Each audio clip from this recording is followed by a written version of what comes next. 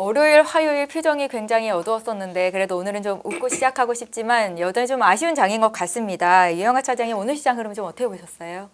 뭐 월요일, 화요일 정말 힘든 장을 보내셨을 텐데 네. 그래도 오늘은 좀 만회를 일부 해서 다행인 것 같습니다. 근데 아시겠지만 이제 그 개인 투자자분들의 어느 정도의 그 매도가 지금 출회되고 있는 상황에서 네. 반등이라서 조금은 희비가 좀 엇갈리는 그런 상황인 것 같고 추세적으로는 보면은 조금은 아쉬운 것 같아요. 제가 차트를 하나 가지고 오긴 했는데 네.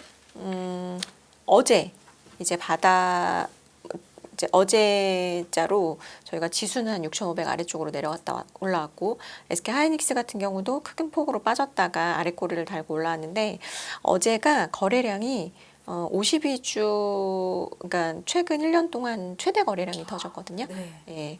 그러니까 우리가 작년 9월부터 디램 랠리한 이후 최대 거래량이 터졌으니 큰 손바뀜이 있었다라고 봐야 되겠죠. 이제 보통은 손바뀜이 있을 때가 이제 저점이다 뭐 이런 얘기들을 하는데 다른 때와 조금 달랐던 거는 작년 9월부터 지금까지 올라오면서 조정 이후에 네. 저점을 찍었다라고 생각했을 때는 항상 우리가 V자 반등을 해왔던 것 같아요. 그게 이유가 거리낄 게 없었던 것 같거든요. 근데 지금은 좀 체크해야 될 게 많아졌다. 그래서 반등도 그렇기 때문에 세게 안 나온다.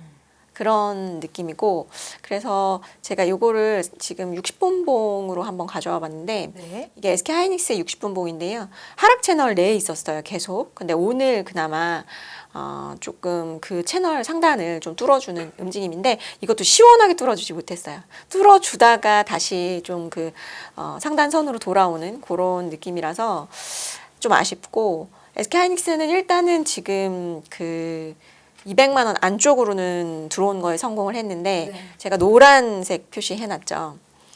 위에 5일선도 있고 50일선도 있고 20일선도 있고 이평선이 너무 많죠. 네. 네, 그래서 반등을 해도 뭔가 좀 마음이 무거운 그런 오늘 장이 아니었나. 예, 그런 생각이 좀 듭니다. 바닥을 좀 그래도 어느 정도 확인했다라고 보시는 거예요? 근데 저는 개인적으로 네. 바닥이라 함은 올라오고 나야 저게 바닥이었는지를 아는데 아직까지는 판단을 하기가 안전한 조정권으로 들어오진 않았다 아직. 예. 어떤 의미인지 좀 알 수 있을 것 같습니다. 김미수 대표님 오늘 하루 시장 흐름 어떻게 보셨어요? 네, 오늘은 화내면 안 되죠. 부사장님 처음 뵙는데 예, 영광입니다. 네. 처음 뵙습니까? 네. 처음 뵙는 건 아니고 아, 그런가요? 오래돼서 많이 봤죠. 예. 네. 영상으로 인사 올리겠습니다. 예, 안녕하십니까 이러고. 네. 그래서 오늘 시장은 한 세 번 돌렸는데 저 개인적으로는 바닥은 찍었습니다. 장기 저점은 찍었는데 중요한 거는 이게 앞으로 움직일 때 그냥 바닥 찍었으니까 저희가 과거처럼 V자식으로 뚝뚝뚝뚝 올라가는 건 없을 겁니다. 차장님이랑 거의 같은 의견이시네요. 네. 근데 이게 그러면 저희가 이제 지금부터는 약간 그 운용의 묘. 다들 우리 앵커님도 잘 아시잖아요, 그런 거. 운용의 묘 네. 저에게는 없습니다. 예? 대표님께 있겠죠. 좀 이게 이 정도면 좀 줄이고 이 정도면 다시 받고 이런 게 좀 필요할 것 같아요. 왜냐면 쉽게도 안 빠질 것 같고 지금은 네. 쉽게도 못 올라가는데 그럼 약간 박스권 패턴 비스무리하게 좀 갖출 것 같거든요. 그런 쪽에서 확인할 거 확인하자라는 쪽으로 보게 되면 약간 그렇다고 해서 체력은 워낙 잘 되어 있으니까 그러면 올라오긴 올라오는데 그렇다고 저희 또 의심과 같은 또 올라가는 거 맞아. 오늘도 보니까 아까 SK 하이닉스 ADR SKHY 이거 시간으로 또 막 6% 7% 빠지니까 이거 뭐야 이러면서 무슨 일이 있냐 그러면서 또 시간에 넥스트에서도 또 주가 쭉 빠지고 있는데 뭐 아무 의미 없습니다. 어제 솔직히 ADR이 좀 오버했어요. 27%가 그게 오버한 거죠. 그러니까 네. 그런 얘기도 있더라고요. 저거 좀 레버리지 설정하기 전에 주가를 좀 눌렀다가 그러다가 설정하면서 다시 낮은 가격에 한번 쭉 뭐 이런 쪽으로 나오는데 어제가 오버한 게 맞고 그러면 오늘 27%라는데 그 뭐 하이닉스가 그러면 뭐 12% 13%만 오른 건 좀 이상한 거잖아요. 오히려 그러니까 그거는 솔직히 다른 상품으로 보시는 게 좋습니다. 어차피 같은 거예요. 같은 건데 결은 비슷하다고 하더라도 네. 미국의 ADR은 미국 입장에 맞춰서 움직일 거고 한국은 한국처럼 움직일 거기 때문에 거기가 비슷한데 그렇다고 해서 오버했으니까 당연히 오늘 조정 받겠죠. 근데 그걸 가지고 너무 그러니까 내일 또 빠지겠구나 뭐 단순하게 이렇게 보시기보다는 일단 트렌드를 약간 그래서 아마 이렇게 되다 보니까 불안하실 거예요. 그래서 어제 그런 얘기도 드렸거든요. 야, 이렇게 극악의 변동 속에서 뭐 하시는 거죠? 차라리 그냥 정리하고 미국 가시라고 이런 얘기를 드렸더니 진짜 미국 가시려고 다 파시나 봐요.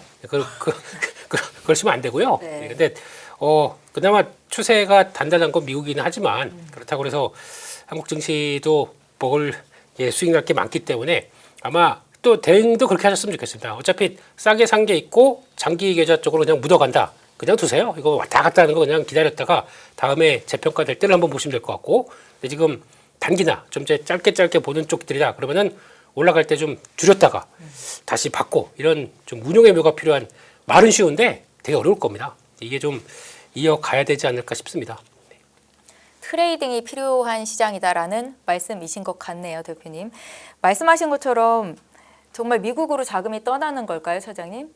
지금 증시에서 자금이 떠나고 있다고 하는데 어떻게 좀 오늘도 개인 투자자분들이 많이 줄였잖아요. 이분들의 심정은 어떤 건지 어떻게 보십니까? 그 이유를 어디서 찾으세요? 일단 그 이제 우리가 자금이 증시에서 빠지고 있다라는 것을 이제 고객 예탁금으로 일단은 좀 보는데요. 네. 오늘 그래도 조금 늘었다고 하던데 맞습니까? 아, 제가 오늘은 체크를 오늘 못했는데 111조, 네. 한 2조인가 3조 늘었습니다. 네.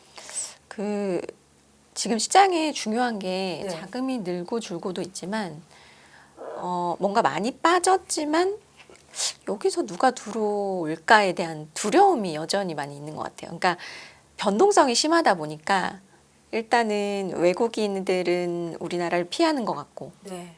그리고 개인 투자자분들도 내가 단일 종목을 하지 않으면 이 변동성을 감내하지 못하면은 그냥 나는 증시를 좀 주식을 좀 놔야 되겠다, 잠깐 쉬어야 되겠다, 이렇게 생각을 하시는 것 같고, 그러다 보니까 주변에도 다 그렇게 생각을 하다 보니 그러면은 들어올 사람이 없는 거 아닌가라는 두려움.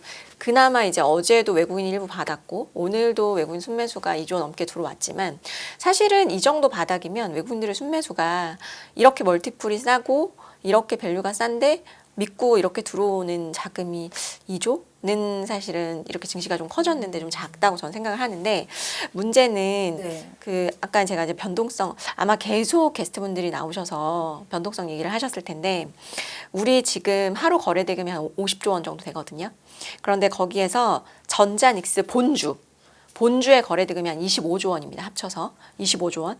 근데 우리 그 탑2에 대한 단일 종목 레버리지 거래 대금이 15조 원이에요. 네. 그리고 제가 뭐 하나만 보여드릴게요. 네. 이거를 절대 하시라는 건 아니고요. 우리가 피를 흘리며 힘들어하고 있을 때 누군가는 웃었는데, 단일 종목 2배 인버스가 있어요.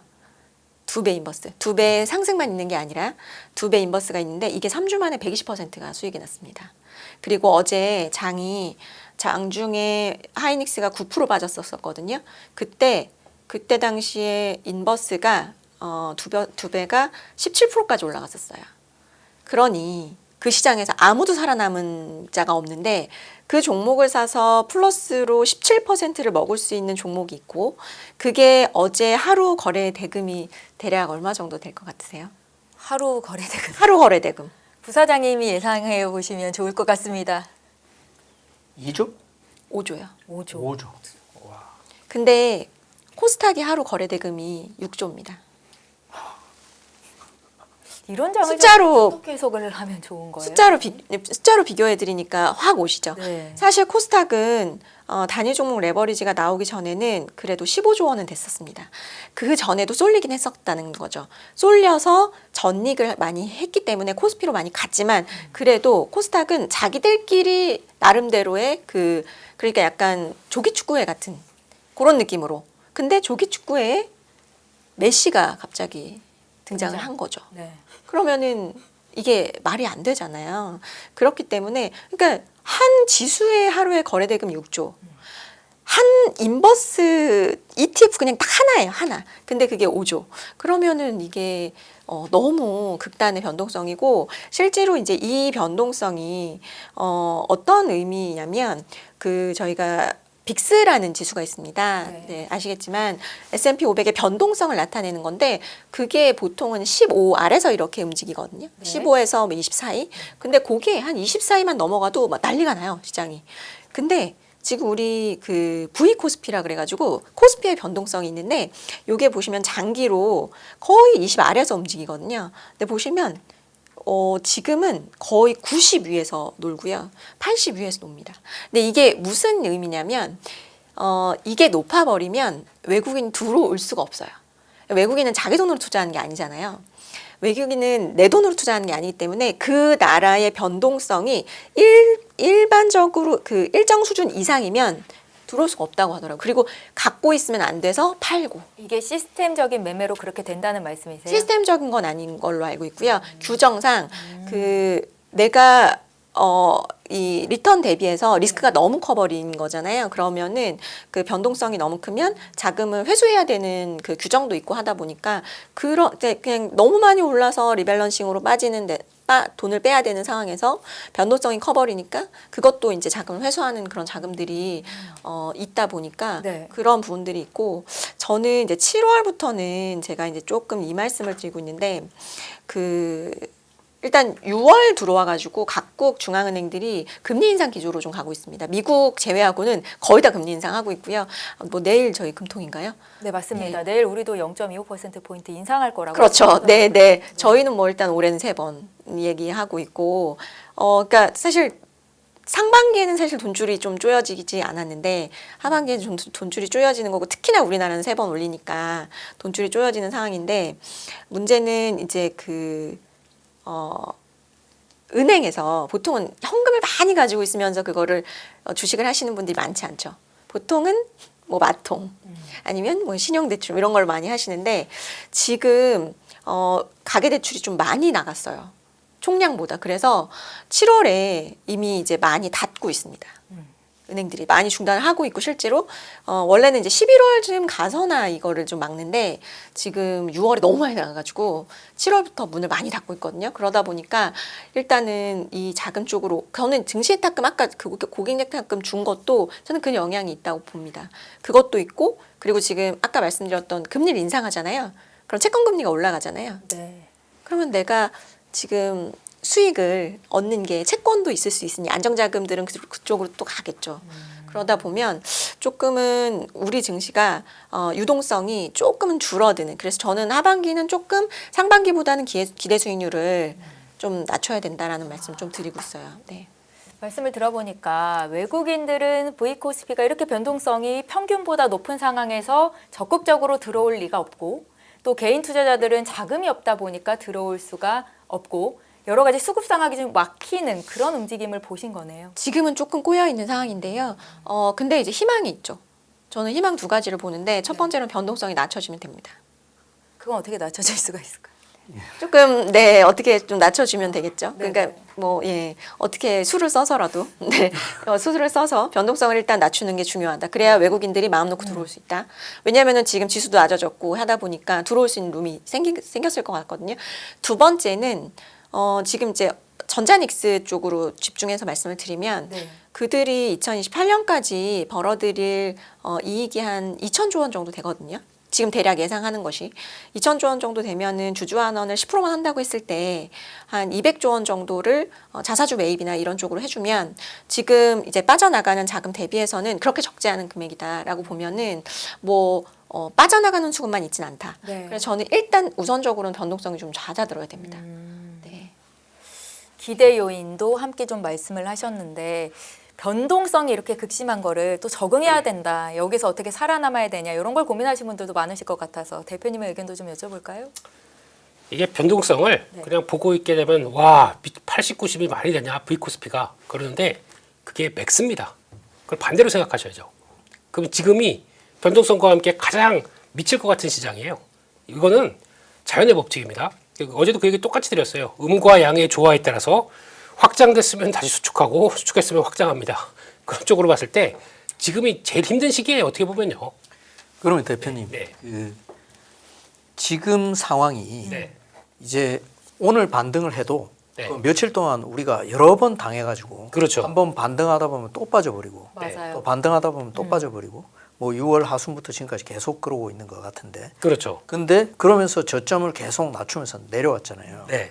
근데 바닥은 확인한 것 같다. 네. 라는 그런 생각을 하고 계신다. 그렇죠. 말씀이시고 그러면 이럴 때 우리가 이제 어떤 전략으로 좀 대응을 해야 되는지 이게 이제 되게 궁금하고 네. 의문스럽고 고민이 많이 되는 부분입니다. 그렇습니다. 이럴 때는 혹시나 뭐 어제 그 정신없는 때 여러 가지 오만 생각이 다 들으셨겠죠. 근데 혹시나 잘 버티셨다고 하게 되면 그거는 이제 버텨 나가야 될 것 같고, 예. 근데 혹시나 지금 그러면 또 내일이라도 당장 장중에 출렁 나온다. 네. 그러면 아 이거 똑같은 거 반복되는 거 아니야 싶은데 오늘 그런 때가 또 단기 저점이 나올 수도 있고 장중에 저점이 나올 수도 있거든요. 그런 것도 보시다. 이거 한번 잠깐 볼까요?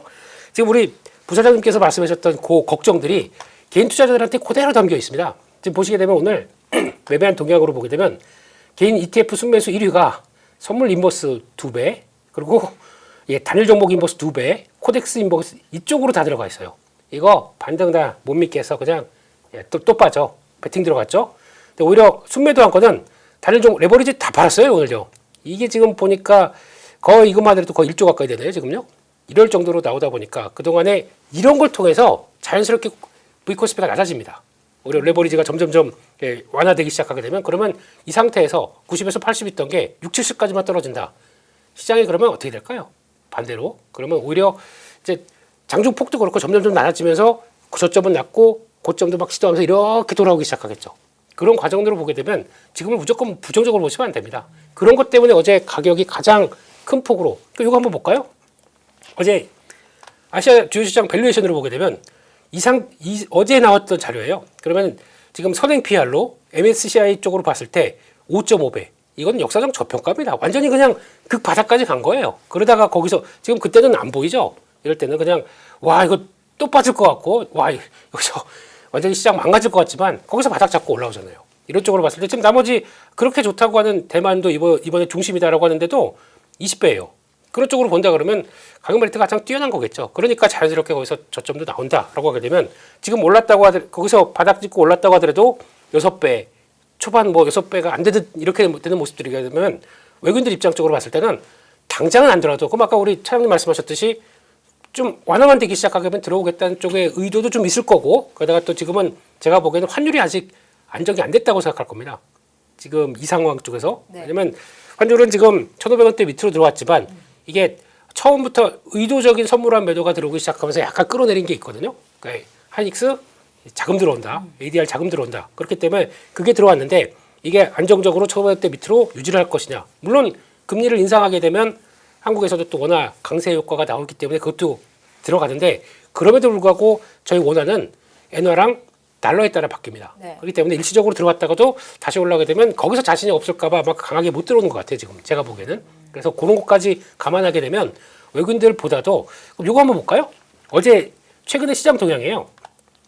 일단 개인들이 지금 고점에서 빠져나가서 와 진절머리 나서 못하겠다라고 제가 아까 뭐 주식도 팔고 이렇게 이어지는 과정들인데 반대로 보면은 최근에서 어제 아시는 분도 아시겠지만 사모펀드가 1조 1,800억을 매수했다는 거는 지금 사모펀드 역사상 거의 전일무한 기록입니다. 그걸 다 받았어요 어제. 왜 그랬을까요? 이게 첫 번째. 그리고 또 연기금도 지금 리밸런싱 한다고 난리죠. 그래서 쭉 빠지다가 어제 같은 자리에선 들어옵니다. 오늘도 매수했죠. 약간 매수한 걸로 알고 있는데 그렇게 나오게 되면 지금은 리밸런싱이 아니라 확 줄어들었어요. 그럼 오히려 더 사야 될 거죠. 근데 어제 시장의 하락의 주범은 투신입니다. 지금 이게 집어던지다 보니까 나왔던 결과라고 봐야겠죠. 그렇게 되면은 결국에는 그거 보고 깜짝 놀라서 개인들이 같이 나 이제 못하겠다 이러면서 던진 건데 그 과정들을 외국인들의 나머지가 채워가기 시작하게 되면 지금 오늘도 사모펀드에서는 무슨 생각인지 모르겠지만 지금 3일째 하이닉스, 삼성전자 계속 매수가 들어오고 있네요. 그것도 작지 않은 규모로. 네. 그렇게 되면 이게 아마 그것도 있을 겁니다. 저희가 알게 모르게 4월달, 5월달에 그때부터 공매도가 계속 늘었어요. 그러니까 되게 많았다가 이번 기회에서 아이고 감사합니다 그러고 쇼커버리기 들어오면서 들어왔을 수도 있거든요. 그러면 쇼커버리기 딱 끝나게 되면은 일단 공매도 잔고가 좀 비었죠. 그러면 다시 올라올 때까지 기다릴 거 아닙니까? 그 올라오는 기간 동안은 또 이제 그런 때 변화가 나올 수가 있기 때문에 근데 그렇게 보면 또 이들은 정점을 잘 노립니다. 정점이라고 하게 되면 단기적으로 좀 올라왔네. 그래서 그 스위치가 개인들이 이렇게 보고 있다가 주가 좀 올라와요. 잘못 팔았나 지금이라도 사? 그래서 이제 막 양봉 빡 만들 때 그때는 또 좀 저항 때 드치는 구간일 텐데 저희는 또 거기서 막 사게 되면 또 스위칭이 되겠죠. 네. 그런 쪽에서 그런 관점 쪽에서를 이해를 하시면서 수급도 보시는 게 맞지 않나 싶습니다. 그러면 차장님 그 반도체 쪽을 좀 여쭤보고 싶은데 네. 반도체가 하락한 것이 이제 센티먼트 또는 수급 이것 때문에 하락한 건가 아니면 펀더멘탈하게 어떤 문제가 있는 건가 이 두 가지 의견이 이제 시장에서 되게 충돌을 하고 있는 것 같아요. 이 부분에 대해서 어떻게 생각하시는지 한번 들어보고 싶습니다. 네. 일단은 그 초반에 7월 초에 시장이 빠지게 된 이유, 그러니까 특히나 반도체주가 빠지게 된 이유는 네. 지금 말씀하셨던 어느 정도의 그 센티먼트와 그 다음에 수급적인 이슈가 있었던 것 같습니다. 그런데 이제 이번 주 월요일에는 이거 펀더멘털이구나 라는 게 이제 동반되면서 완전히 이제 저점을 깨버렸다라고 생각하는데 일단은 펀더멘털적인 거를 볼게요. 네. 어닝의 기대감이 꺾였냐? 조금 꺾였어요. SK하이닉스는. 그러니까 2분기 실적 가이던스 하향 조정 말씀하시는 거예요? 예, 그것도 있고 네. 우리가 이제 그 여기 EPS라고 되어 있는데 이거는 이 빨간 선인데요. 살짝 최근에 꺾인 거 보이시죠? 살짝. 네. 그리고 변화율도 보면 수치적으로 7월 14일에 마이너스 0.62. 거의 마이너스가 없는데 마이너스 0.6. 이건 뭐냐면 이 빨간 선을 어떻게 만드냐면 이 우리나라의 애널리스트들 뭐 외국계까지는 아마 여기 포함 안 될 거고요. 우리나라 애널리스트들이 점을 찍어요. 요 정도 벌 것 같아, 요 정도 벌 것 같아. 근데 그게 조금 낮아진 거예요.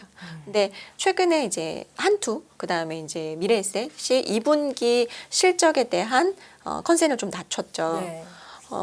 근데 이게 이제 결국에는 아까 말씀드렸던 그 동안에는 가지아해서 왔죠.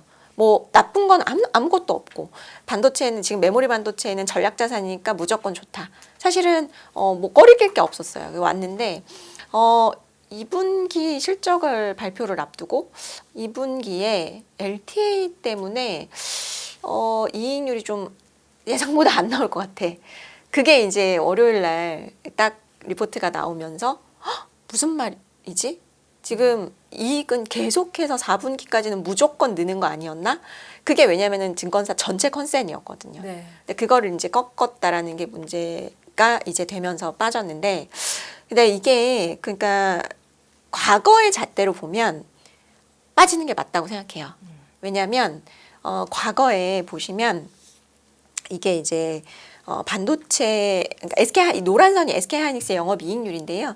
우리가 과거의 B2C 사이클 그러니까 한 40%에서 50% 마진을 하이로 찍고 내려오는 그러니까 뭐 PC나 스마트폰을 주로 파는 B2C의 사이클에서는 항상 이 이익률이 정점에서는 급격하게 떨어지거든요. 네.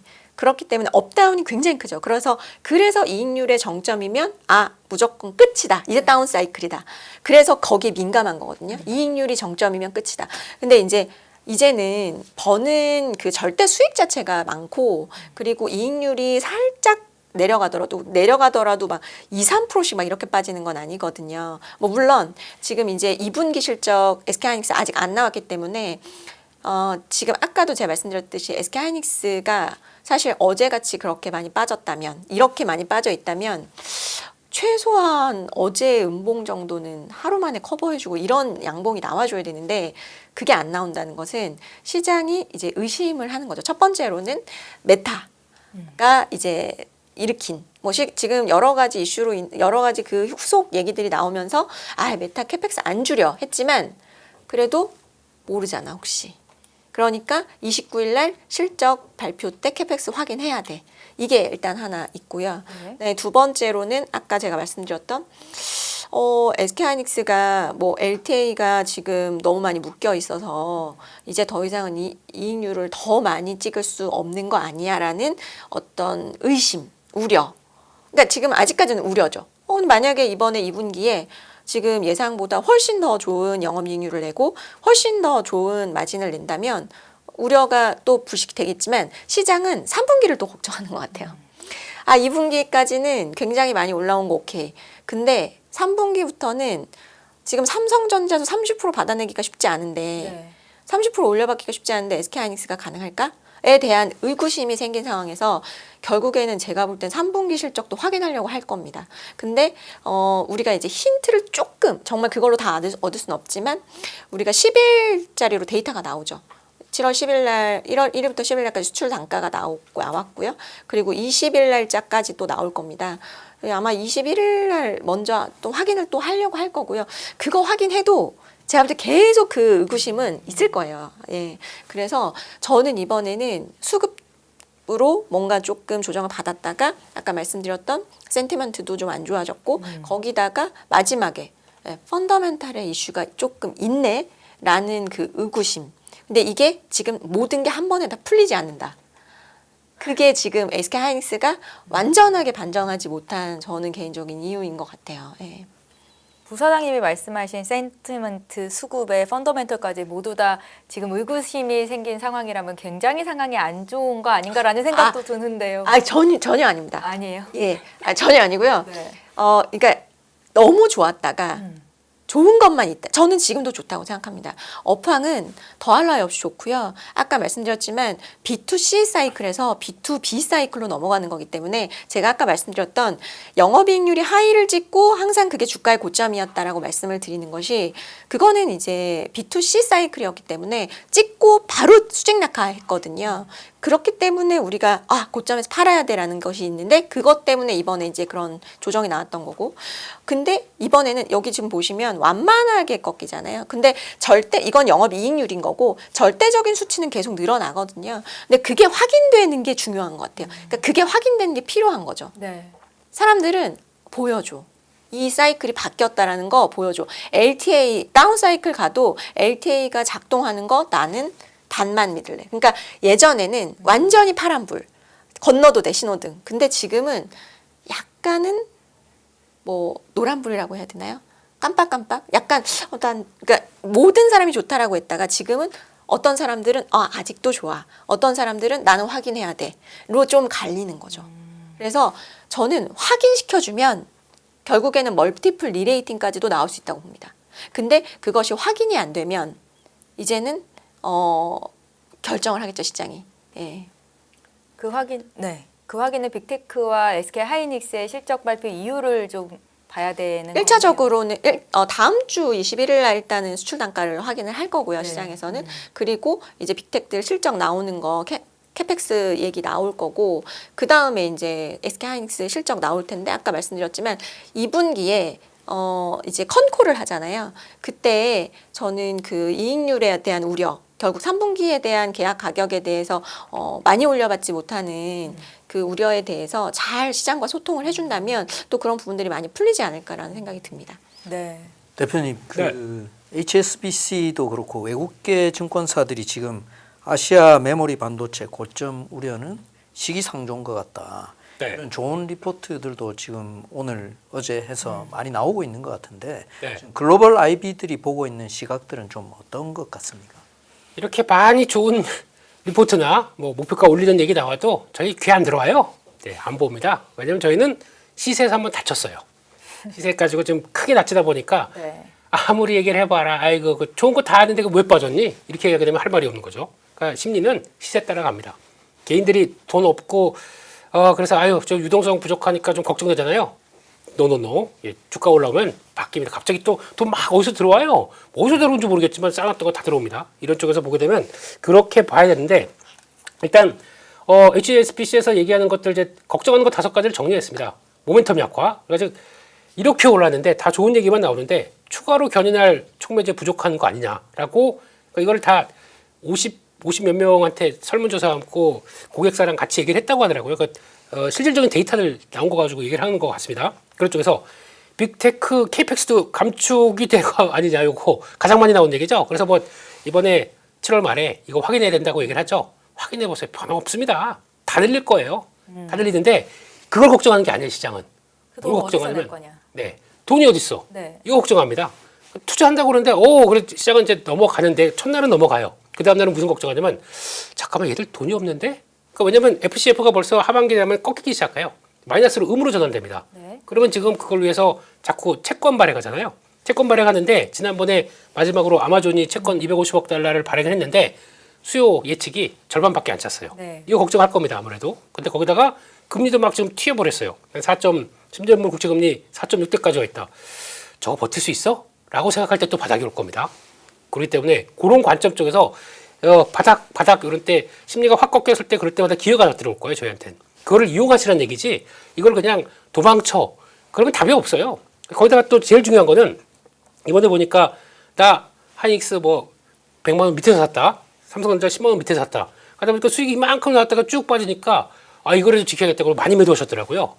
그러지 마세요. 그거 지키세요. 그거 지금 이번에 잘 지키면 내년에 내년은 전고점 뚫는 거 보시는 거군요. 정고점만요? 네, 그거는 이제 가서 보시면 될 것 같은데 그런 때 그 잘못해서 그때 약간 정점마다 판단이 잘못해서 그거 정리해 버렸다. 진짜 아까우실 거예요. 잘못하게 되면. 그러니까 요거를 견뎌내야 그 다음에 더 큰 고지가 나올 텐데 이제 그거는 시간이 좀 걸릴 것 같습니다. 올해는 계속 이거 아까 우리 차장님 말씀하셨듯이 놓고 띵동 맞아요? 오케이 그러면 오케이 이러고 근데 그 전엔 또 아닌 것 같아 그러다 띵동 맞아요? 오케이 이렇게 될 거기 때문에 되게 어려운 거죠. 그래서 그리고 여기다 또 증설 많이 하게 되면 공급 과잉으로 디램 가격 꺾인다. 이게 어제 제가 강조를 많이 드렸기 때문에 넘어가겠습니다. 네, 넘어가지 말고 한 번 더 짚어주세요. 까먹었 아니고요. 네. 예, P는 살짝 꺾여도 광이 나오잖아요. 공급 과잉이 아니라 이건 말은 과잉이라고 하는데 공급이 이제 나오기 시작합니다. 지금 보니까 계획들이 삼성전자도 그렇고 하이닉스도 그렇고 안 되겠다 싶어서 막 땡기고 있어요. 지금 돈 없지 않지 않습니까 지금? 그러니까 계획들을 막 땡겨서 지금 조금 푸시를 많이 하는 쪽으로 나오는데 그게 오히려 좋은 겁니다. 왜냐면 지금 잘못하게 되면은 수요가 자체적으로 죽는 게 있어요. 너무 비싸다 보니까 구할 수도 없어요. 그러면 지금 특히 아까 B2B 말씀하셨는데 B2C는 지금 초토화돼 있어요. 이것도 받쳐주게 되면은 약간 꺾이면 이제 물량은 구할 수 있네라고 하게 되면 바뀌는 거죠. 그러면 P는 살짝 꺾여도 Q가 확 올라오다 보니까 이상은 없을 겁니다. 그런 것도 보셔야 될 것 같고 이건 HSBC인데 그건 제 얘기였고요. HSBC는 그런 거 걱정한다 라는 쪽이고 그러다 보니까 제품 사양 낮추고 있다. 그리고 또 중국이 추격한다. 오늘 시장에서 아까 오후장에 밀렸던 이유 중에 하나가 CXMT가 상장하는데 밸류를 시장에서는 굉장히 낮췄다면서요? 네? 굉장히 낮춰서 상장을 한다던데. 1조 위안 바라보고 있었는데 네. 5,800억 위안으로 나오다 보니까 반토막이네? 그러면서 중국 오늘 반도체 쪽들은 주르륵 밀리더라고요. 그거를 우리도 영향을 받더라고요. 근데 솔직히 비싸게 들어오는 게 안 좋습니다. 그들이 계산한 게 삼성전자 하이닉스와 같이 이런 메모리 업체들의 밸류를 계산해서 그렇게 책정했다고 하더라고요. 그게 더 현명한 거예요, 오히려. 그 비싸게 1억 위안이면은 거의 제일 4위도 안 되는 5위, 4위 되는 업체가 그렇게 비싼 목값으로 들어온다. 그게 더 문제 아닐까요? 그렇기 때문에 아마 중국 정부가 조정을 했지 않았을까라고 생각되는 건 그건 나쁘지 않다고 생각합니다. 저는 그런 것 같고 그래서 결론적으로는 이거 아직도 무시하고 있죠. 그러니까 에이전틱 AI가 들어와서 어떻게 바뀔지를 지금 아무도 모르고 있는데 이게 나오는 과정들에 대해서는 제가 너무 많이 얘기했기 때문에 그리고 또 지금 눈여겨볼 게 엔트로픽 이번에 매출 나오는 거 보시고 깜짝 놀랐을 겁니다. 네, 지금 막 그냥 뭐 10% 20%가 아니에요. 8배씩 올라와요 매출이. 그러면서 그렇게 많이 쓰고 써보신 분들 다 알잖아요. 이게 지금 이게 여기서 벗어날 수 없다는 거. 저도 방송 온 거 쓰면서 이제 과거에 한 30분 40분 걸렸던 게 10분 만으로 줄였습니다. 클로드 오퍼스 화이팅 이러면서. 네. 근데 이런 쪽으로 나오게 되면 이게 앞으로 어떻게 바꿔질지는 생산성에서 계속 나올 것 같고 요거 앞으로 계속 또 중요하게 보셔야 될 것 같은데 HBM 가격이 올라가게 되면 앞으로 어떻게 바뀔 것이냐. 그러니까 이게 삼성전자가 앞으로 집중해서 들어올 거예요. 그러니까 HBM을 포를 들어가기 위해서 앞으로 남은 기간 동안에 장비나 모든 걸 발주를 강화시킬 거고 이걸 생산하기 위해서 딱 세팅을 마치게 되면 그와 연관되는 장비주들 잘 보셔야 됩니다. 아마 이것도 강하게 움직일 거고 그렇게 되면은 아마 이게 집중을 하다 보니까 오히려 디램이나 낸드 쪽은 더 신경을 안 써요. 단가가 더 올라갑니다. 이런 과정들이 있는데 저희가 무슨 생각을 하냐면은 이만큼 올랐으니까 가격이 이제 한 자릿수밖에 안 오르겠네. 오산입니다. 오산이에요. 그렇기 때문에 그렇게 나올 수도 있을 것 같고 그래서 이것들 뭐 소캠2 얘기가 되게 많이 나오는데 오늘 보시게 되면 기판주가 막 쭉 날랐어요. 가장 탄력적으로 움직입니다. 할 일이 많은 회사들이에요. 이런 쪽들. 그리고 어제 잠깐 강조드렸지만 골드만삭스는 병목 현상이 내년까지 해서 가장 많이 타이트하게 될 게 뭐다? 기판이라고 얘기를 했지 않습니까? 그러다 보니까 그거 자극받아서 오늘도 쭉 올라오는 모습들이죠. 그래서 다 보게 되면 시장이 생각하는 부분들이 있는 것 같아요. 그래서 그렇게 움직인다라고 봐야 될 것 같고 그래서 LTA는 지금 안 좋은 쪽만 생각을 하는 것 같은데 하단을 받쳐준다는 게 얼마나 큰 일인지 메모리 반도체를 쭉 추적해봤을 때 보게 되면 이게 제일 무서운 거거든요. 고점과 저점이 거의 뭐 그냥 한 3분의 1토 막 3배, 4배 이렇게 왔다 갔다 하는 게 이것만 받쳐주게 되면 아까 우리 차장님 말씀하셨듯이 멀티플 한번 터지는 이게 쫙 올리는 게 나올 수가 있는데 그게 어디서 자극받느냐면 요거에서 나옵니다. 주주환원 이쪽들이 지금 삼성전자 이번에 만약에 실망을 했다고 하더라도 뭐 KPX 투자 관련된 쪽에서 실망을 했다고 하더라도 삼성전자 하이닉스가 그런 식으로 주주환원 쪽을 한다라고 하게 되면 지금 계산한 게 14,518원인가 그래요. 삼성전자 특별 배당이. 네. 요걸 가지고 보게 되면 그러면 얼마죠? 한 5% 됐나요? 4% 됐나요? 네. 5% 정도 되겠죠? 이걸 그냥 주는 겁니다. 특별 배당을. 그러면 누가 예금을 해요? 배당이 낮죠. 네, 물론 거기다 분리 배당이 그때 되는지 안 되는지 모르겠지만은 그것까지 나온다 그러면 당연히 또 기대감이 높아지겠죠. 그런 것들을 봤을 때 이들은 하이닉스를 최선호주로 얘기를 했습니다. 이게 소캠2가 들어가서 더 그렇다고 하는 것 같은데 요거는 아마 진전되는 걸 좀 봐야겠죠. 그래서 기판주는 잘 보셔야 됩니다. 그래서 요게 들어오고 CXL까지 같이 연결돼서 이제 세트화되기 시작하게 되면 아마 더 가속화될 겁니다. 그 기판의 쇼티지가 그렇게 될 것 같고요. 그래서 삼성전자는 매수 의견 같은 매수인데 기분이 별로 안 좋네요. 이건 토픽 써놓고 이거는 그냥 매수면은 좀 뭘 잘못했다고 삼성전자가 그래도 탑픽은 하나만 해야 돼서요. 두 개를 할 수는 없으니까. 투픽 뭐 이런 거 없을까요? 예. 네. 아무튼 그렇게 해야 될 것 같고 근데 이제 파운드리가 이제 변수입니다. 요거만 이번에 아마 IR 할 때 파운드리 얘기를 좀 잘 보셔야 될 것 같고 거기서 좀 성과가 나온 쪽으로 나온다 그러면은 이제 할 일이 더 많아질 거예요. 이제 소부장 쪽에서도. 그래서 디자인하우스 IP 회사들 바삐 움직일 수가 있는 근거가 만들어지게 되면 이런 것들 움직일 때 주가 진짜 빨리 움직여요. 그런 것들 한번 보셨으면 좋겠고 그다음 또 삼성전기까지 AI 낙수 효과의 대표주 주가 빠지니까 또 이제 안 되는 것처럼 보이시죠? 예, 근데 바쁩니다. 지금 MLCC도 이게 MLCC가 예전에 알고 있던 뭐 산업의 쌀 뭐 이런 정도가 아니고요. 서버용 초고용량, 그러니까 고성능 쪽이에요. 이거는 무라타랑 삼성 저기밖에 못해요. 가격도 벌써 5배가 뛰었어요. 그런데 지금 캐파도 안 늘렸기 때문에 계속 가격 올라가고 있는데 이거로 업사이드를 계속 하고 있다. 그러면 이게 실적에서 반영되는 거 보고는 또 분위기가 바뀔 수가 있기 때문에 그것도 한번 보자라는 쪽에서 바라보게 되면 끝입니다. 이 정도로 말씀을 드리겠습니다. 네, 1, 2, 3부로 열심히 달려오다 보니까 시간이 벌써 이렇게 아이고. 많이 지났는데 저희가 이제 반도체 쪽을 집중해서 봤잖아요. 차장님께 좀 바이오 쪽을 여쭤보고 싶은데 오늘 코스닥도 반등을 하기는 했습니다. 알테오젠이 한 3% 정도 올라와 줬는데 사실 여러 가지 악재로 인해서 주가가 좀 과하게 조정받은 측면이 있는 것 같아서요. 앞으로 이 알테오젠이라든지 코스닥 바이오 쪽은 시선이 좀 어떤지 차장님 의견 들어보겠습니다. 네. 이제 코스닥 바이오들이 아까 말씀드렸던 이제 그 솔림의 가장 큰 좀 상대적 피해 주기인데 현재로서는 그러니까 단기적인 어떤 주가의 흐름은 결국에 수급이 좌우를 하는 거잖아요. 근데 지금 시장에서 바이오 쪽으로 수급이 또 다시 좀 전환되기가 사실은 당장은 쉽지는 않은 상황인 것 같습니다. 그러니까 너무 좋은 어떤 모멘텀들이 여전히 저는 많고 그리고 저평가되어 있고 정말 그런 주식들이 많은데 주식이라는 게 상대적인 미인대다 보니까 너무 강력한 미인이 지금 버티고 있다 보니까 당장 그쪽으로 수급이 좀 쏠리기는 쉽지 않다라고 생각을 하고 있습니다. 네. 대표님 의견도 여쭤볼게요. 무서워요. 또 많은 투자자분들께서 바이오들 갖고 계셨다가 이렇게 고생하고 계실 텐데 거기다가 또 이런 얘기 드리게 되면 좀 어떨까 싶긴 한데 이번 사이클에서는 바이오가 선택을 못 받을 것 같습니다. 그래서 특히 미국의 XBI 얘기하면서 저기까지 가 있는데 한국은 이거 너무한 거 아니냐라고 하는데 지금 저희한테 좀 실망을 많이 줬죠. 모멘텀 자체가 그러니까 같은 이슈가 나온다고 하더라도 별거 아니야. 그냥 잊어버려라고 할 수가 있는 건데 이번에 알테오전도 그래요. 삼성바이오에피스가 삼성바이오에피스가 거기 들어갔다고 그래서 앞으로 할 일이 무지 많은데 거기 벌써 계약하고 있는 알테오전은 무슨 영향을 끼치겠습니까? 근데 벌써 뭐 키트로다에 들어갈 그러니까 거기 이제 SC 제형으로 들어갈 수 있을 것 같다는 기사만 하나라도 28%가 빠져요.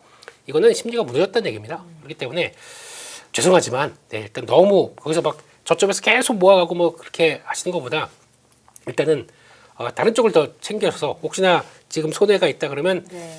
그를 좀 보강하는 쪽으로 가셔서 차라리 이번이 아니면 내년도 있겠죠 뭐.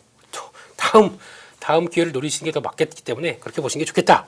시간이 다 됐네요. 네, 제가 잘 끌었죠? 여기까지 하겠습니다. 네. 네.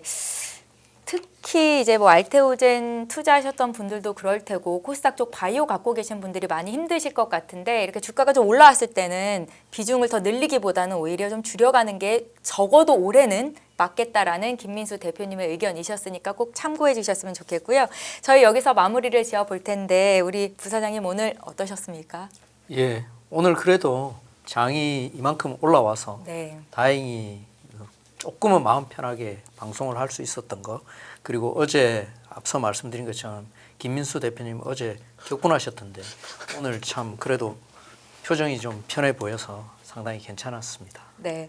주식 시장에서 일어날 수 있는 희노애락을 모두 경험한 사람들을 전문가라고 하더라고요. 그런 의미에서 저는 오늘 세 분의 전문가께 주식 시장 앞으로 어떻게 투자 전략을 가져가면 좋을지 의견을 들을 수 있어서 너무나 귀중한 시간이 아니었나라는 생각이 들고요. 저희 함께 여기서 인사를 드리도록 하겠습니다. 지금까지 김민수 대표님, 유영아 차장님이었고요. 저는 최은정이었습니다. 이상화입니다. 고맙습니다. 고맙습니다.